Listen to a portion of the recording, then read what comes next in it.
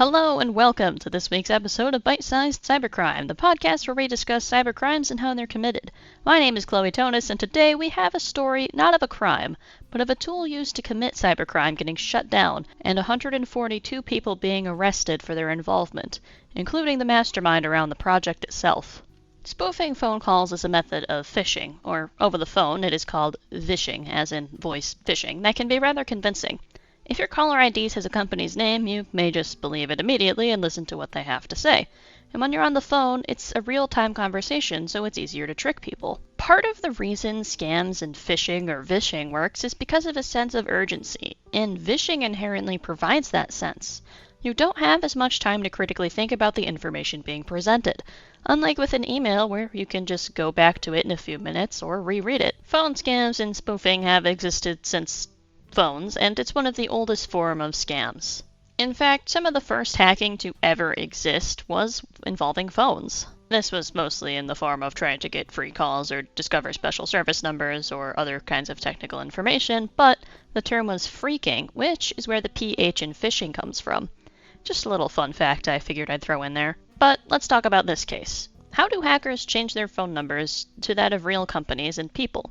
Well, there's a lot of services that do this, but the big new one that we're talking about today was called iSpoof. So, how does iSpoof work? Hackers can sign up and pay a subscription fee to use the service. You enter any phone number that you want to show up when calling someone instead of your own, and, well, there it is. But that's not the only feature the service gave. iSpoof also allowed you to make calls directly from your web browser and even allowed you to send robocalls with your spoofed caller ID. Although I always ignore those, it may get some people to call back if it's convincing enough. And the thing is, with these kinds of scams, you don't need everyone to call back. You can call 100 people, and if one calls back, that may just be good enough to make a profit. iSpoof was created in December of 2020, so it's a fairly new website of its kind, but despite only being around for about 2 years, it still resulted in millions of fraudulent calls being made. According to Europol, between June 2021 and July 2022 specifically, 10 million fraudulent phone calls were made around the world, and 60,000 scammers or hackers were using the service at its peak. So how is this used to scam people? Well, besides the phone number spoofing, of course. After all, you need more than just a fake phone number to trick someone. A lot of scammers would spoof the phone numbers of banks or retailers and use details of financial transactions that were sold on hacker forums in order to sound more believable. But even then, this step may not be necessary if you can figure out the customers of a certain bank you want to disguise yourself as, or even if you decide to personate a retailer that everyone uses these days like Amazon. Vishing can, and did, lead to people disclosing their PINs or other financial information that would allow the scammers to empty their bank accounts. And in the case of online retailers, it could even lead to people handing over their account credentials as well. On average, according to the Telegraph, people who fell for this scam would lose about $10,000, but there is one person to have lost a whopping $3 million. That is a lot of money to get from one single target. In total, Europol estimates a total financial loss of $120 million from victims. So, how was this operation uncovered? Well, it was an investigation that was international in scope as the website began to gain notoriety. Eventually, Dutch police, in cooperation with the London's Metropolitan Police Services, found that the service was hosted in servers in Almere in the Netherlands. Apologies if I pronounced that wrong. And that an operator lived in London. Dutch police were able to spy on traffic to the server that hosted iSpoof by means of a tap on the server. Now, this piece of information is from a translated article originally written in Dutch directly from the Dutch police, so I'm unsure if the translation is correct. I believe it is referring to a network tap. A tap basically makes a copy of the data passed over the network without altering it. A tap is usually used for network monitoring, and it's installed on your own system, but they can also be installed by an outsider if the server is located, which, well, it was. Now, I don't speak Dutch, so I'm unsure the translation is direct, and if you do speak Dutch and are familiar with IT operations, I would appreciate any corrections.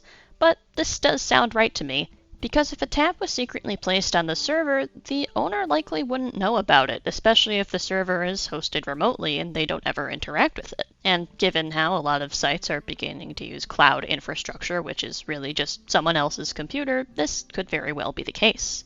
The owner of iSpoof was arrested in London on November 6th, and 2 days later on the 8th the server was seized in a combined effort from the UK and Ukrainian authorities, and now on the website a message stating the website has been seized is displayed instead of the actual contents of the website. Because the Dutch police basically have a copy of all the network traffic since they planted the tap, they are working to break the anonymity that the service promised scammers and are sharing it with other countries that are participating in the investigation. Throughout the month of November, a total of 142 people have been arrested so far. And according to Dutch police, these numbers are only expected to grow. Despite claims from iSpoof that you would remain anonymous, user data that identified people using the service was found on the servers, making them perfectly identifiable and very much not anonymous. Going after the users instead of just the administrators sends a powerful message that no one is safe and no one is as anonymous as they think they are. Authorities have a list of phone numbers of victims of iSpoof scammers due to the data found on the servers, and the victims will be contacted both for compensation and for more information on this type of scam. You may laugh at dumb phone scams you get about your car's extended warranty, or one that I got was that my social security number had been canceled, which isn't a thing. But these types of scams disproportionately target non-native speakers of a language. And I say a language and not just English because this was an international case. Multiple countries were involved and multiple languages were involved. But it also disproportionately affects the elderly and those poorly educated on internet safety. Even if none of that applies to you, it's easy to be caught off guard and tricked. No one is immune to scams. Thank you to Bleeping Computer, Europol, the Dutch Police, TechCrunch, and the Hacker News for information regarding this takedown and how it operated. And thank you for tuning in to this week's episode of Bite-Sized Cybercrime. My name is Chloe Tonis, and until next time, think before you act and stay secure.